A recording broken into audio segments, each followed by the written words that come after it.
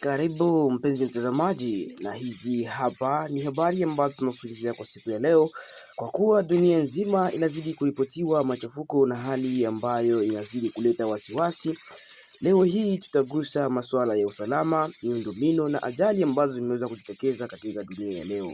Tutakuwa ndani ya nchi ya Colombia ambako ndege la kijeshi limeweza kufanya ajali kubwa, na ajali hiyo iliweza kusababisha vifo na majeruhi. Pia tutakuwa huko Ituri ambako jeshi la FARDC limeweza kugundua silaha katika wilaya ya Jugu ambazo zilikuwa zikiweka na vikosi vya waasi. Hizo ni habari ambazo tulikutayarisha kwa siku ya leo, hivyo endelea kuwa nasi ili kuzipata zote kwa mfululizo. Tuanzie basi ndani ya Ituri katika wilaya ya Jugu kijiji cha Jigo ambako tukio la kusisimua limeweza kutokea Jumapili tariki 22 Machi kufuatia operesheni za kijeshi zilizogundua masilaha ambayo ilikuwa yamefichwa na waasi. Kwa mujibu wa msemaji wa jeshi katika mkoa wa Ituri, alimesema kuwa takriban silaha 200 za aina mbalimbali zimeweza kukamatwa na zikidaiwa kuwa mali ya kundi ya wanamgambo wa Convention pour la Revolution Populaire CRP linaloongozwa na Thomas Lubanga. Jeshi linaeleza kuwa silaha hizo zilikuwa zimefichwa kwa lengo la kuvuruga usalama wa raia katika eneo la Ituri.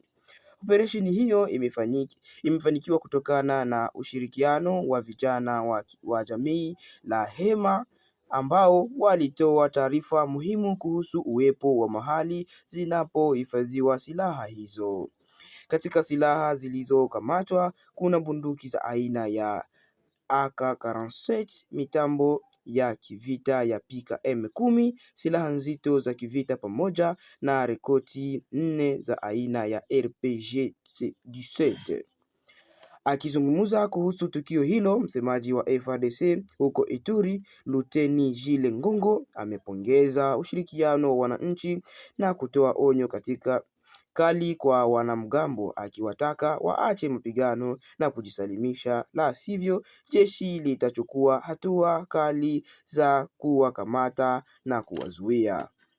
Kukamatwa kwa silaha hizo kunakuja mwezi mmoja tu baada ya kugunduliwa kwa ghala jingine la silaha la kundi hilo katika eneo la uchimbaji madini la Dala, pia katika wilaya ya Jugu. Hali hiyo inaonyesha kuwa jeshi linaendelea kuimarisha operesheni zake za kusaka na kugundua mitandao yote ya waasi hao ndani ya Ituri na maeneo yake kadhaa.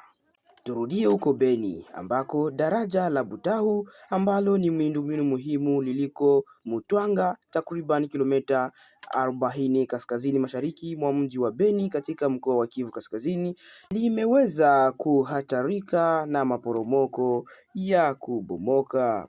Hali hii imesababishwa na kuporomoka kwa sehemu ya kuta wake wa kuhimili, jambo lililosababisha usafiri kusimama na kupungua kwa kiasi kikubwa katika eneo hilo la Beni. Taarifa ilitolewa wiki iliyopita na mamlaka za eneo hilo baada ya kubaini uharibifu mkubwa wa daraja hilo.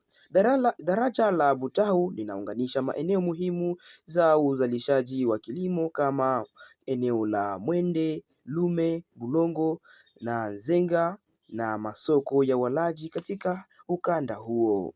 Hatari za kiuchumi zinaonekana kuwa kubwa, kwani uharibifu wa daraja hilo unatishia usafirishaji wa mazao muhimu kama ndizi, mafuta ya mawese, maharagwe, kahawa na kakao. Kwa kawaida mazao hayo husambazwa katika masoko ya Kazidi, Beni na Butembo. Ili kuepuka hatari ya daraja kuporomoka kabisa, kiongozi wa sekta hiyo ya Rwenzori ameweza kutia zuio la kupunguza matumizi ya daraja hilo kwa wasafiri na magari. Jafet Mapati, mkuu wa sekta ya Rwenzori, ameomba msaada kutoka kwa serikali ya Jamhuri ya Kidemokrasia ya Kongo pamoja na wadau mbalimbali, akieleza kuwa gharama za ukarabati ni mkubwa na haziwezi kudumua na sekta hiyo peke yake.